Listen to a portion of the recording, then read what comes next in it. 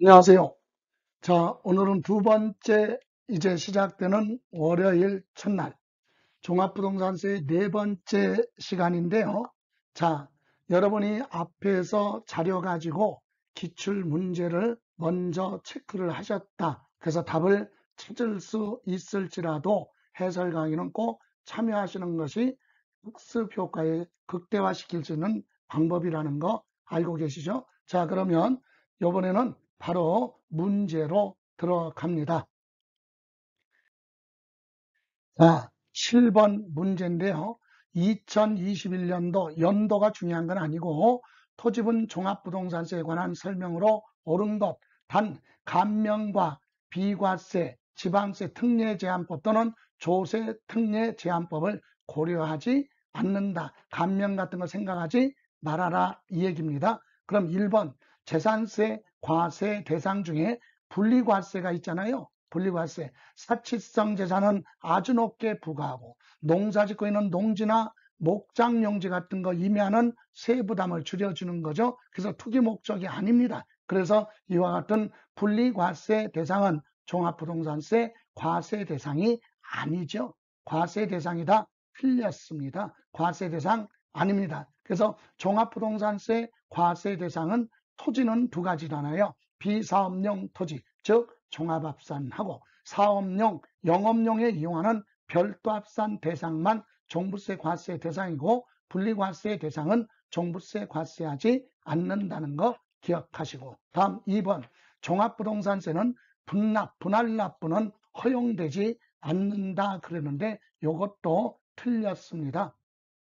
종합부동산세는 납부할 세액이 250만 원 초과하면 납부기한 경과한 날로부터 6개월까지 분할납부됩니다. 재산세, 종부세 똑같이 분할납부 요건 250만 원 초과하면 분할납부되는데 재산세는 3개월까지, 종부세는 6개월까지 분할납부가 가능하다는 거. 다음 3번 종합부동산세의 물납은 허용되지 않는다 그러면 맞습니다.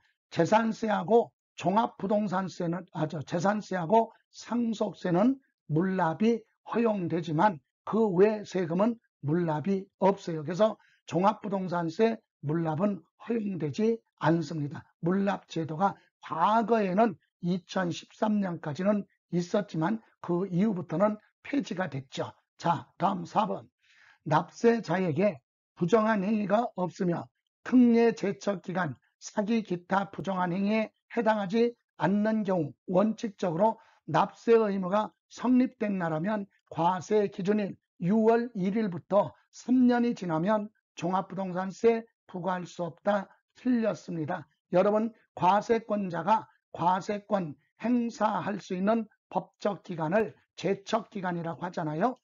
과세권자가 납세의무자한테 세금을 내라 할 수 있는 부과 제척할 기간은 5년이에요. 기본이 5년이에요. 물론 부정한 행위를 했을 때 종부세는 10년이고 상속세 증여세는 15년까지 있죠. 그런데 그런 행위에 해당하지 않기 때문에 납세의무 성립된 날로부터 3년이 아니라 5년이에요. 그래서 틀렸습니다. 다음 5번 별도합산 대상 토지, 사업용, 영업용 이용하는 토지가 별도합산이죠. 그때 별도합산은 전국에 있는 소유자별로 합산해서 별도합산 대상 토지 공시가격 80억을 초과하는 자가 납세 의무자가 됩니다. 그럼 별도합산 대상 토지 재산세로 부과된 세액이 재산세 부과된 세액에 세부담 상한을 적용받는 경우 그 상한을 적용받은 경우는 상한을 적용받기 전의 세금이 아니라 적용받은 후의 세액을 100분의 150을 초과할 수 없다 그러면 100분의 150까지만 그 세액을 별도합산 과세 대상 토지에서 부과한다. 공제 이중부과 위헌소지가 있기 때문에 왜 재산세 부과되는데 그 해당 토지에 종부세를 또 부과하면 이중부가 위헌소지가 있기 때문에 그걸 해소하기 위해서 재산세 부과된 걸 공제하는데 이때 상한을 적용받았다면 상한 전년도 세액의 일정 비율을 초과할 수 없다. 이렇게 상한을 적용받았으면 적용받기 전이 아니라 받은 후에 세액을 공제하는 겁니다. 그래서 요건 틀렸죠. 그 상한을 적용받은 후에 세액을 별도 합산세액에서 공제한다. 예를 들어서 전년도 부과된 세액이 100만 원인데 이번에 200만 원이에요. 그럼 200만 원이면 전년도 부과된 세액이 100분의 150 초과할 수 없으니까 150만 원까지만 하는 거지 200만 원을 공제하는 게 아니다 이 얘기죠. 이렇게 해서 틀린 건 5번이 올바른 건 5번이 3번이 되겠습니다. 이렇게 해서 옳은 것 그랬으니까 3번 종합부동산세는 물납은 허용되지 않지만 분할납부 그리고 납부 유예 제도는 재산세랑 같이 적용된다는 거. 자, 이번에는 8번 문제로 갑니다. 종합부동산세법상 종합부동산세에 관한 설명으로 틀린 거.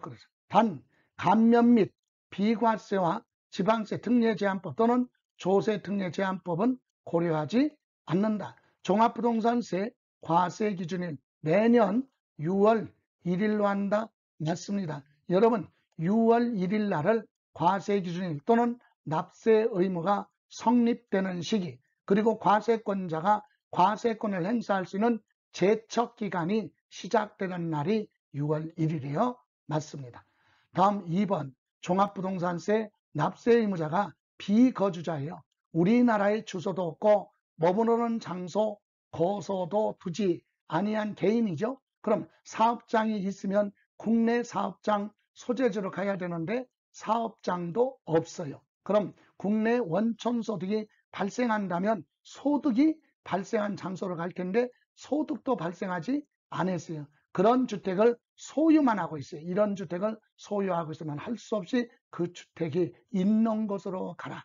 그래서 주택의 소재지를 납세지로 한다 그러면 맞습니다. 조금 더 들어가면 비거주자가 주택을 이를테면 전국에 여러 개의 주택을 소유하고 있습니다. 그럴 때는 그 주택 중에서도 공시가격이 가장 높은 주택의 소재지로 갑니다. 주택이 여러 개 있을 때는 어디로 한다? 공시가격이 가장 높은 주택의 소재지 관할 세무서를 납세지로 합니다.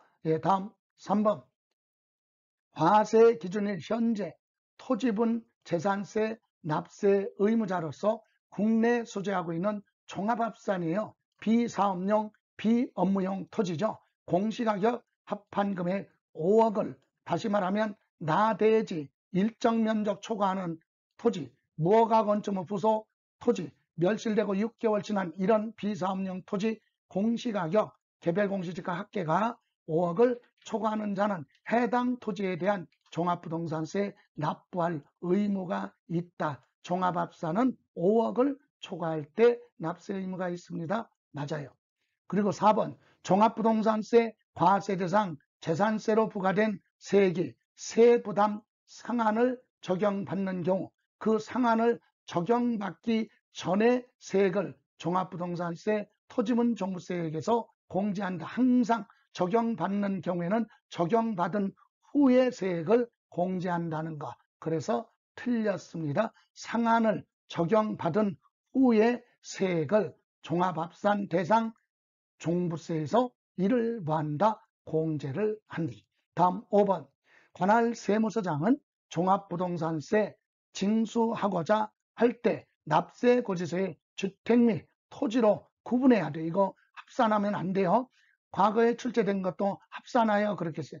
여러분 납부고지서에는 주택분 과세표준 얼마, 토지분 과세표준 얼마 이렇게 구분하는 겁니다. 각각 구분을 하여 기재하고 납부기간 시작되기 늦어도 모든 고지서는 납기 개시 5일 전까지 고지서를 발급하여야 한다. 그죠? 이렇게 해서 맞습니다. 이렇게 해서 틀린 건 4번 지문이 되겠습니다.